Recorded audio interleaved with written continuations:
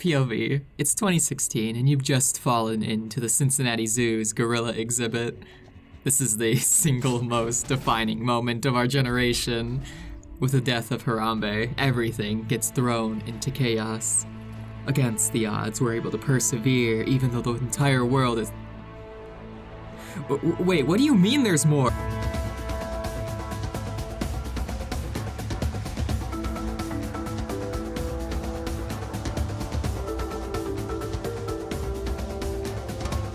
We now find ourselves back in the jungle we've come to love so much. Our home away from home at this point, really. Booty Bay has just become so comfortable, which is interesting given that it's run by a group of pirates. After our nice little side adventure cleaning up the rest of Arathi's quests and whatnot, it's now time to give the jungle the same treatment. It's time for us to finish what we've started in true Hardcore Loremaster fashion, by completing every available quest in Stranglethorn Vale.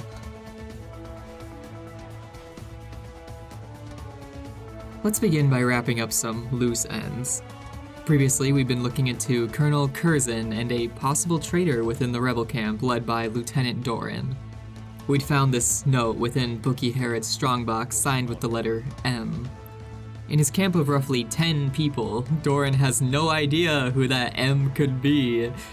However, since this M had been on patrols with Thorson, maybe Corporal Sethman would have an idea since they handled the patrol schedules.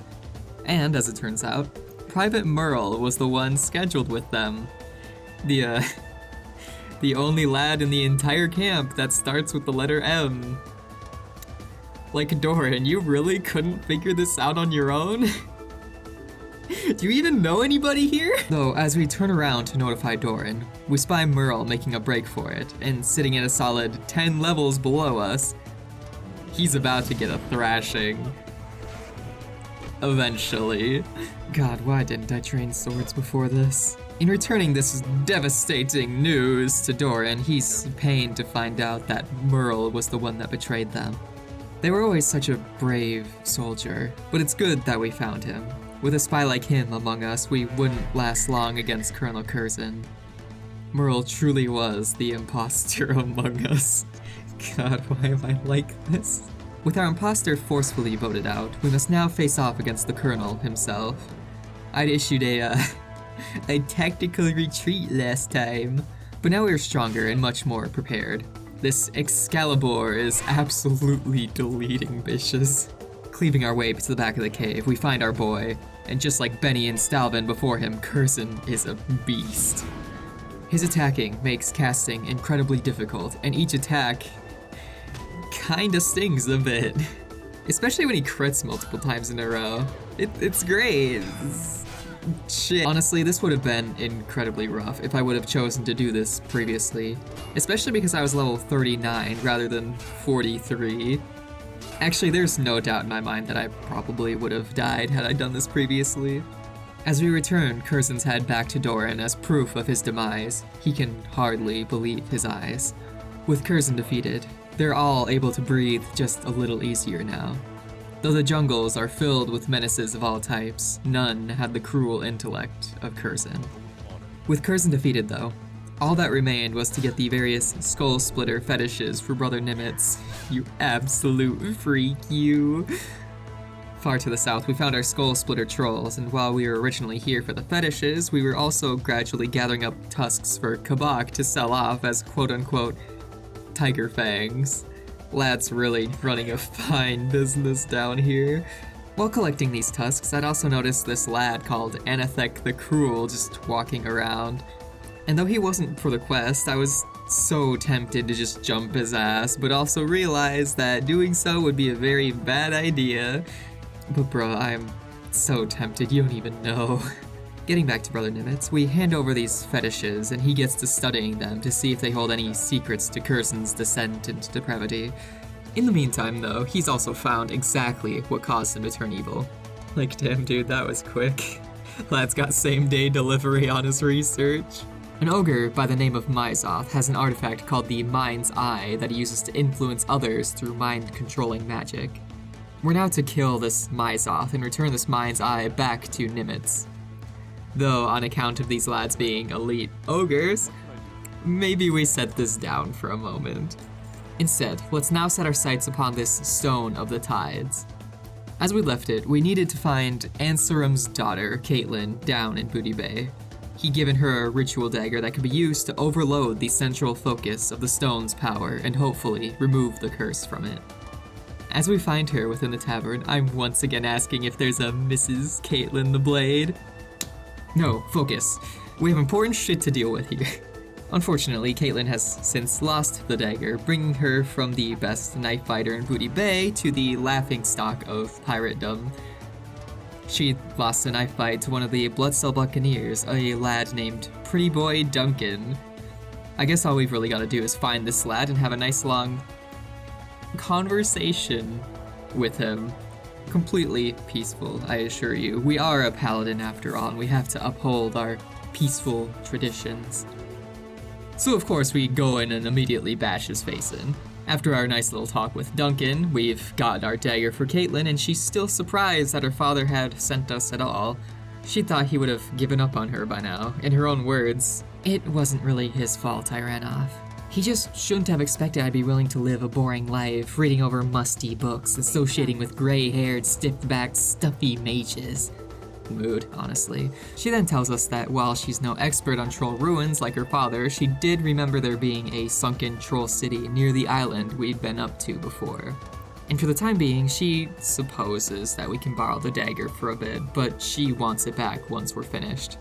Really fast while we're up in this area though, let's just go ahead and grab this Elder Crocolisk. I should honestly stop being so scared of elites, especially as a paladin.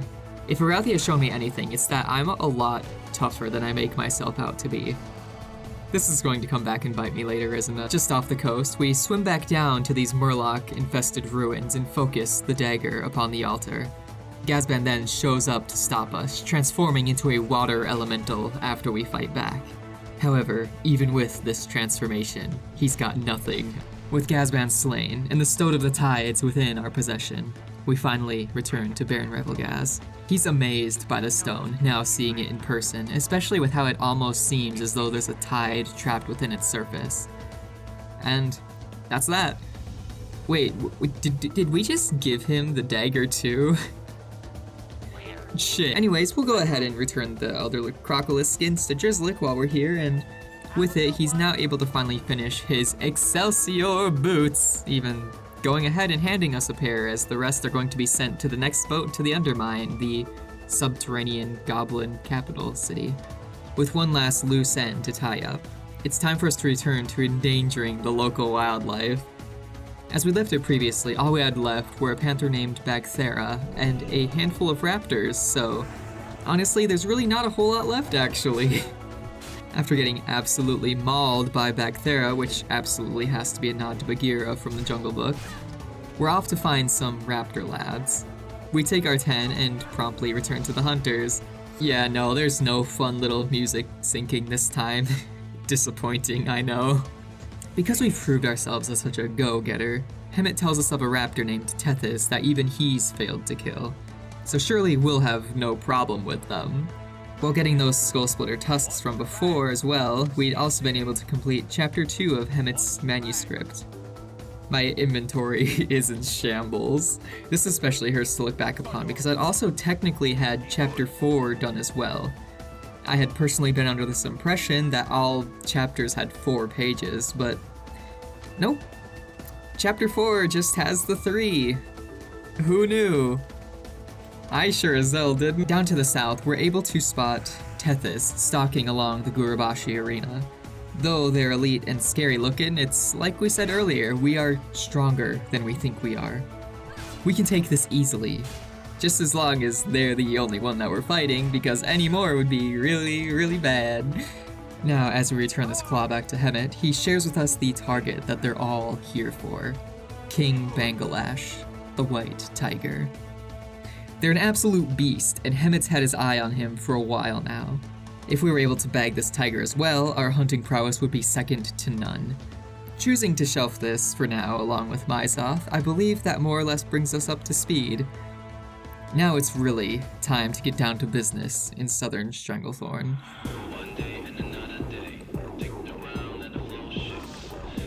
So through most of this leveling journey, there really haven't been a whole lot of profession quests. Like, we've had some in Red Ridge, Loch Modan, but never really anything past that. Well, that's about to change real quick. At around this level, we get absolutely bombarded with blacksmithing quests. This all starts off in Stormwind, as Hank the Hammer tells us of a dwarf by the name of Galvin. He'd taken Hank under his wing and trained him in the ways of the armorsmith. Before they'd left for Booty Bay, they made Hank promise to train all of those that showed promise.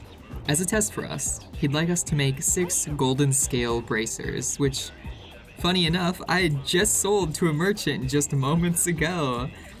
I'll just take those back here if you don't mind. As we hand these fresh bracers off to Hank, he gives us an insignia to take with us down to Booty Bay, as he'd like us to seek out Galvin for ourselves. In Booty Bay, we find this lad named McGavin, and holy shit, what the fuck? So that was the world buff that you'd get every now and again from Booty Bay, and it's this whole ordeal whenever it drops. There's straight up people everywhere whenever I've been in town to get it. Well, the timing of that was perfect because it absolutely freaked me out. Like, it straight up looked like McGavin did this with the timing of all of it. Like, that's some Dragonborn shit from Skyrim, my guy. Anyways, tangent aside, he points us up to the north between Zul'Gurub and the nearby Mosh Og Ogre Mound. Nestled within the hills, we find this fun little camp where Galvin is currently working, and Jesus Christ, what the hell? You've really just casually got a panther up in here? Like, was this your pet? If so, I'm so sorry.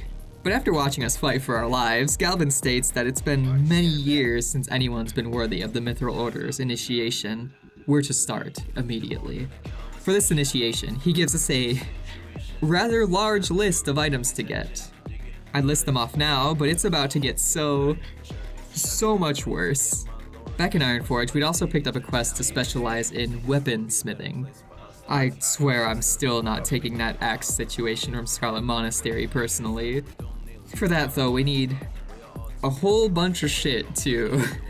So now, if we're to combine all of these 2 lists, we come out to a grand total of 136 iron, 32 of which is to be turned into steel, 5 true silver, 8 citrine, 28 heavy leather, 16 strong flux, 12 lesser moonstones, 16 heavy grinding stones, 176 mithril, God, 16 gold bars, 8 solid grinding stones, 8 shadow gems, 2 black pearls, and 4 thick leather. You know, just very smallest things. Really easy to get. Luckily for us though, we're able to knock out 2 of these quests from Galvin with mithril and whatnot that we had in our bank. All we've got to do is return it to him and... Again? My guy, come on. Though we only turn in 2 of the 3, he tells us that if we're ready to conclude our training, we're to head to Gadgetson in Tenorus. There we'll meet with his finest pupil, Trenton Lighthammer, who will have much to teach us. So, I have a good idea on where we're probably going to be once Stranglethorn is finished. We'll just make sure to mine every single mining node that we see in the meantime, even though that's pretty much what we've been doing up until now, but there's more emphasis on it this time, I swear. As we get back to Booty Bay, there are a lot of bubs that need our help.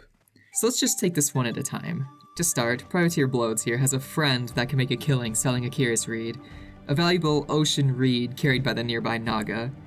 Well, unsure what it's for, it pays well, so that's all that really matters, right?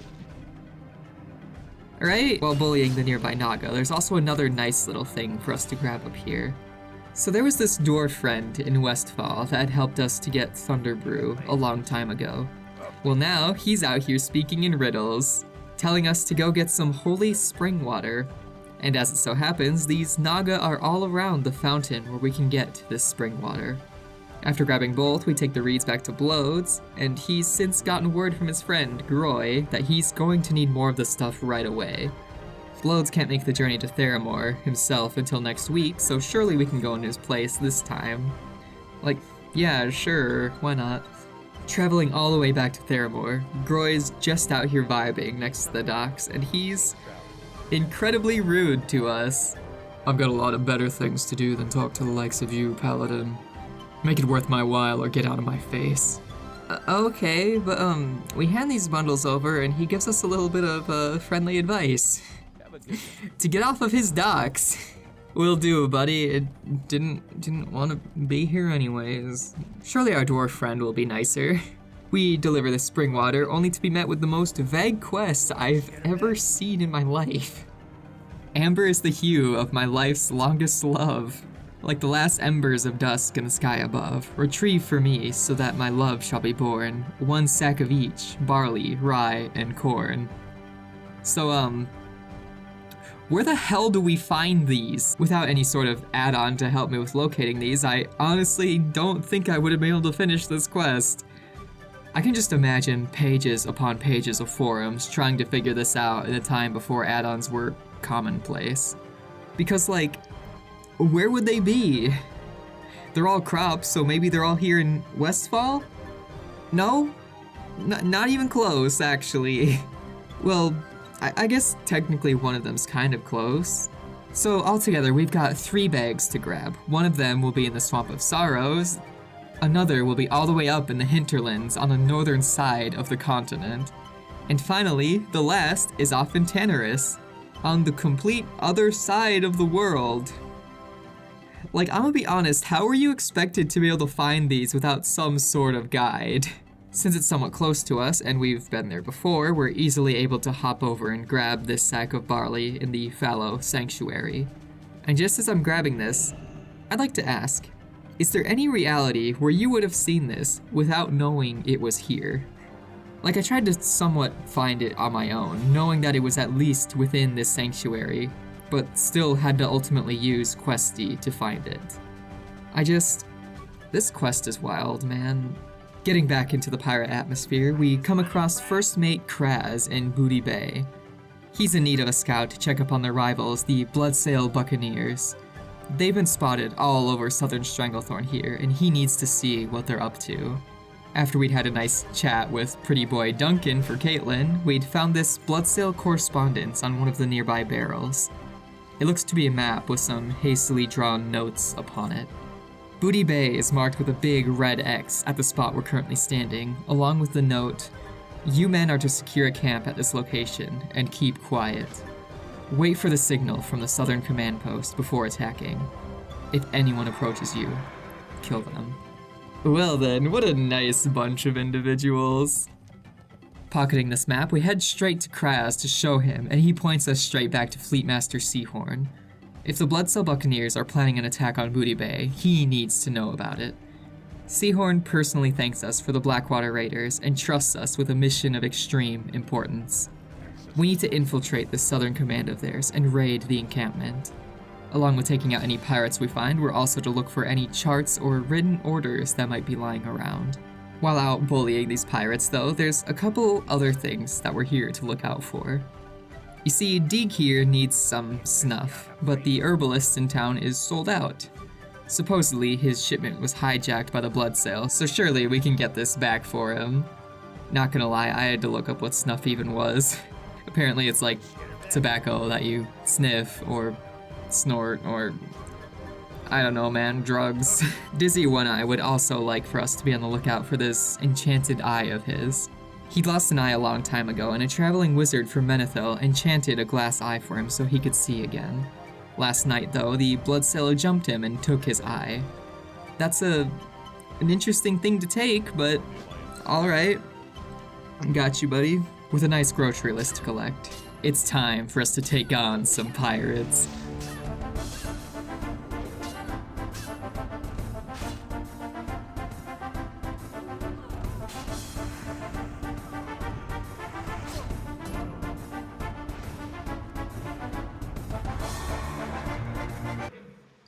Uh-oh.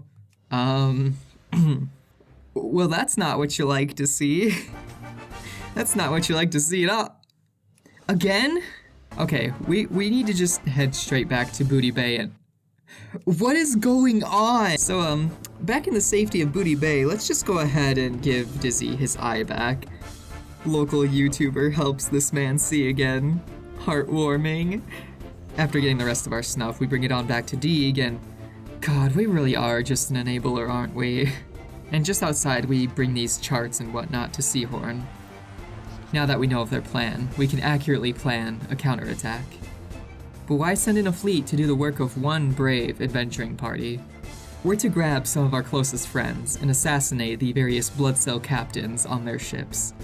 Just, one problem, mate. I ain't got no friend. Surely we'll get a group together eventually to do this. These captains will just go right up on the shelf next to all those other two things so far. Speaking of the captains, though, while we're out blowing these pirates, we'd found this note on one of the ships called Cortello's Riddle. This is about the closest thing to a treasure map we're going to get out here. This first one tells of an ornate, well-traveled bridge in the Swamp of Sorrows. If we look underneath it, we'll find our next clue. Well, sure enough, one of the bridges here looks much fancier than the others, and we find exactly what we're looking for. The second clue now points us in the direction of Dustwallow Marsh, specifically a cave to the southwest. As we quickly come to find out, holy shit, this cave is actually a raptor nest now, and god damn, these raptors are huge. Like, I'm literally the size of one of its claws. I think in any realistic situation, there is no surviving a fight with these things. Thankfully though, realism doesn't matter here as we sweep on through these lads, finding our final note in the back of this cave. We're now nearing the end of our quest, and our treasure lies at the base of the Great Falls in the hinterlands. Oh man, we have a sack for Sweet Amber to get up there as well. But since that's so incredibly far away from here, we'll also shelf that for the time being. Though something tells me that Hinterlands is likely going to be our next area. Or Tannerus. Or both. Who knows? I do, but I'm not telling you. By now though, we're really starting to rack up quite a list of quests that we've been putting off. No matter how long we want to set these off, we're going to have to get to them eventually. But before that happens, there's just one more that we've got to set ourselves up for.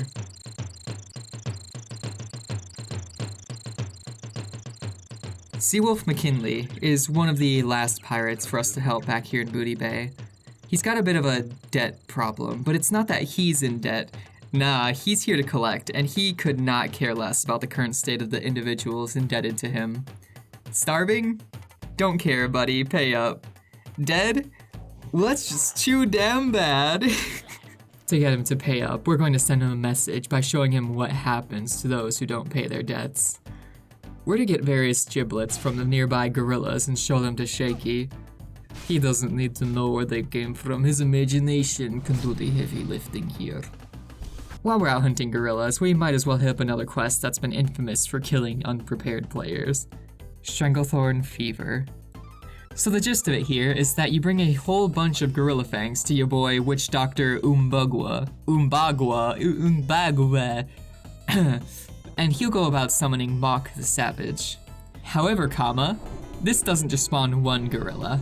Nah, it brings in at least 10, split between 3 different waves. So surely I can do this with just myself and a priest, right?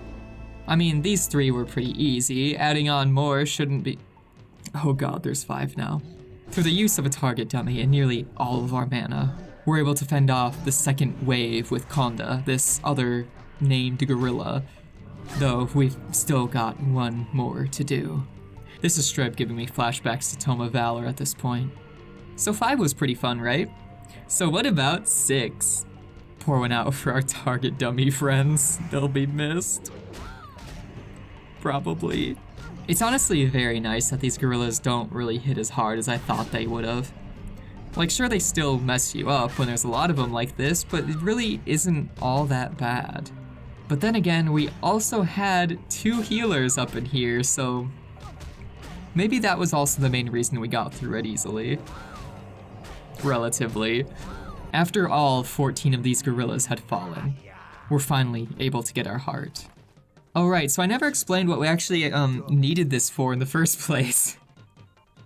Whoops. Well, back in Booty Bay, Finn Fizzracket needed to eat the heart to cure his deadly virus called Stranglethorn Fever. And apparently the only cure is to eat Mok's heart.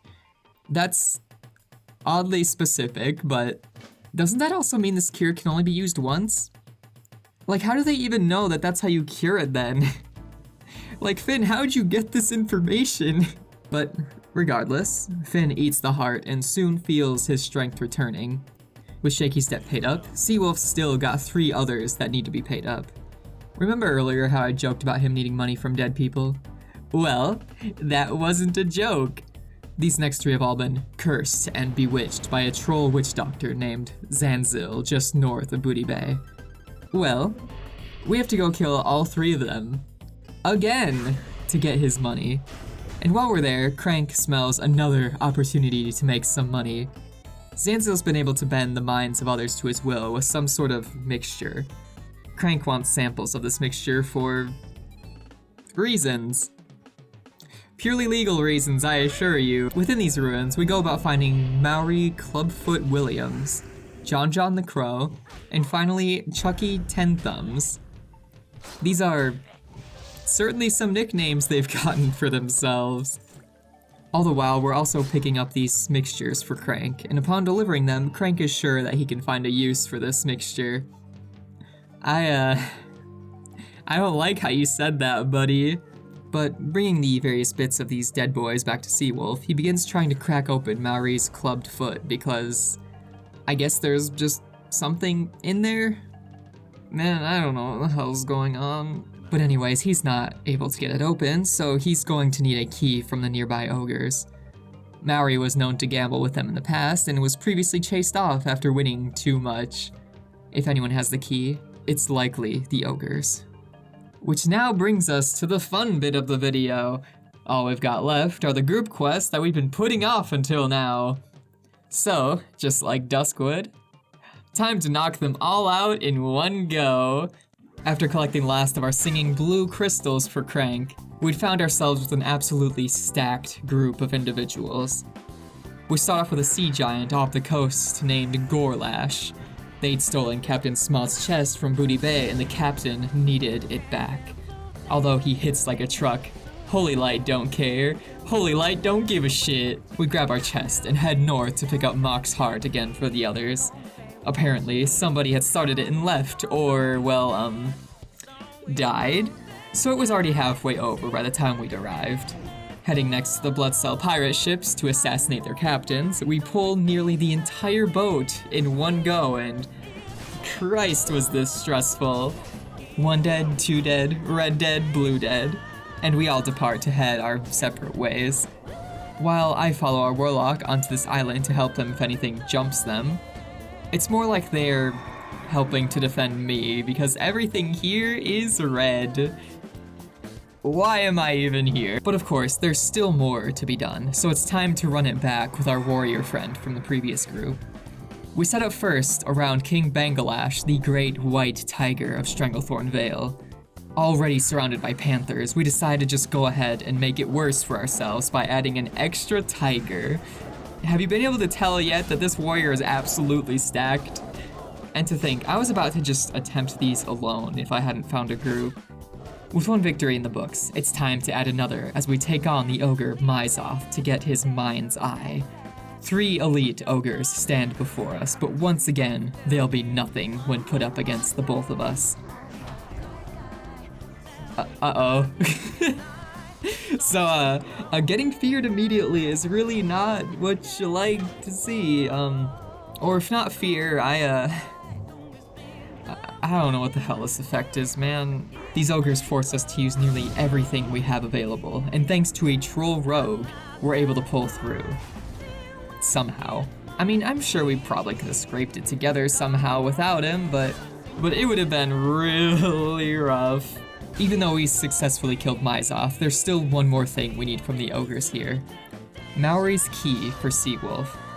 Passing by a mage while killing these lads, we team up and once again go about obliterating these lads. Like, this is so incredibly one-sided, it's hilarious. We drop ogre after ogre as they refuse to give us this key until finally, we find it.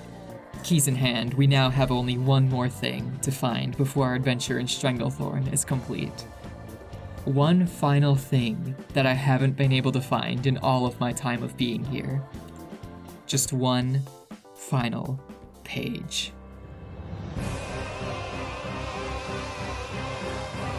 So, up to this point, I'd been able to find every single page to the Green Hills of Stranglethorn quest.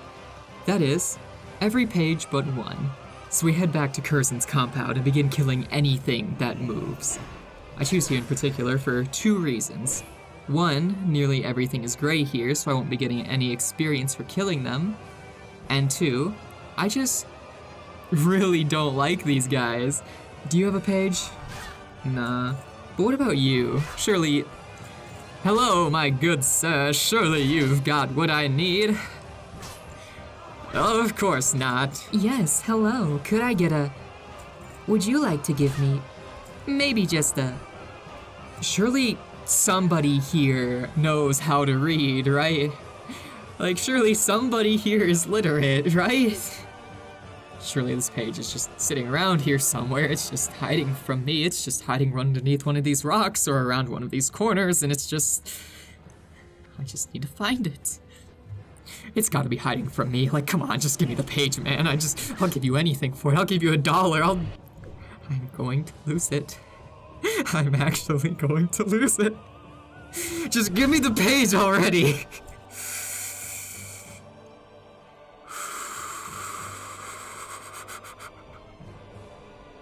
I hate it here. If just one of these lads would litter it, this would be a whole lot easier. I mean, like, if just one... Oh my god. There it is. After all this time. I'm honestly really sad that I didn't record myself finding it. After nearly an hour and a half of looking, I had stopped recording and just idly searched for it while in a call with some friends. From start to finish, it probably took me a good 2 hours to find it. I don't want to talk about it. With this, we can finally piece together Nessingwary's manuscript. We return Bangalash's head, earning the respect of Hemet and hunters everywhere. We return Mind's Eye back to Brother Nimitz, who wishes to study it further. If it can't be used for good somehow, it'll be disposed of. We report back to Seahorn and Seawolf, and then... that's that. I will go ahead and say that there are technically some quests remaining here. But since they're meant for level 50 and above, we'll just not worry about those for now and head off to the next area and... Wait, what the fuck is that?